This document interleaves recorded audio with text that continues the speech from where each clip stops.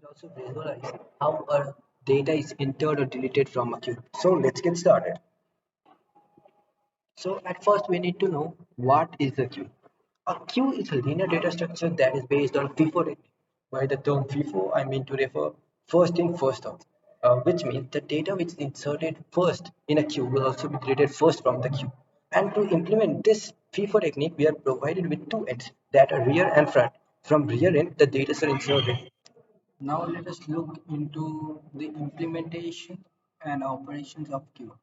So queue can be implemented in two ways, statically and dynamically. And to implement the queue statically, we take the use of array, whereas to implement it dynamically, we use linked list. So for the upcoming slide, we will be discussing the insertion and deletion algorithms of queue. As you can see on the right side of my screen, the image of a queue is displayed. So here it is clearly visible that the rear equals to max minus 1. So a message overflow will be displayed as we cannot add any more element in the queue. So now as we can see, at first the value of both rear and front points to minus 1. So as we have seen in step 2, if both rear and 1 points to minus 1, we set rear and front both equals to 0.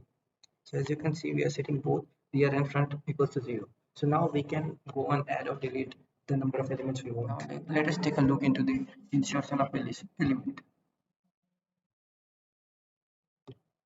So as you can see, at first this is an empty queue where we declare front and rear both equals to minus 1. As front and rear both are equals to minus 1, so at first we set both the values equal to 0. After setting both the values equal to 0, now we will insert the element 10, 20 and 30 in the queue.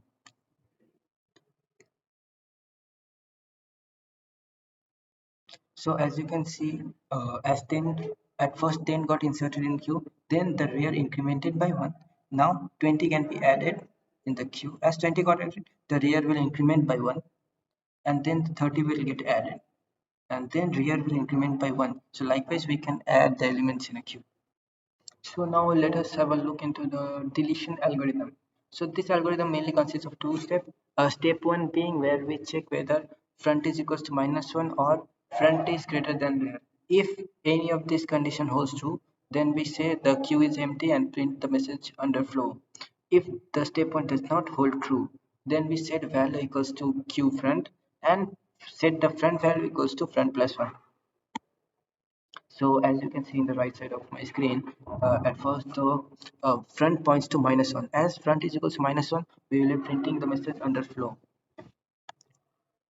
So for the next criteria we see as the front points to 3 and rear points to 2. That means front is greater than rear. Here also we will be printing a message called under flow. So now let us have a look how data is deleted from a queue. So as you can see, the front points to 0, whereas the rear points to 3. So at first we delete the first element. So the 10 goes out and the front shifts to plus 1, front plus 1. So now we delete 20. Then again front shifts from what step. So likewise we can delete more and more elements from the queue.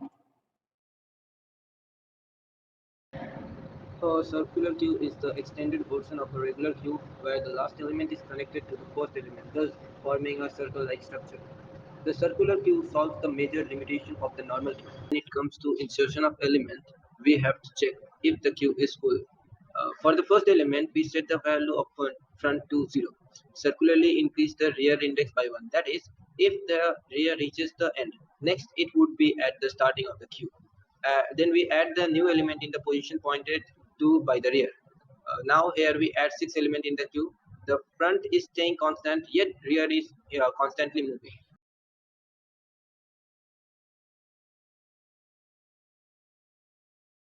In a normal queue, after a bit of insertion and deletion, there will be no usable empty space.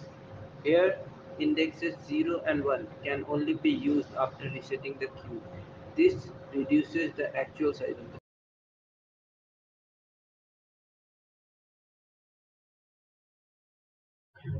Here we are deleting two elements from the circular cube and then adding new element to see how front and rear works.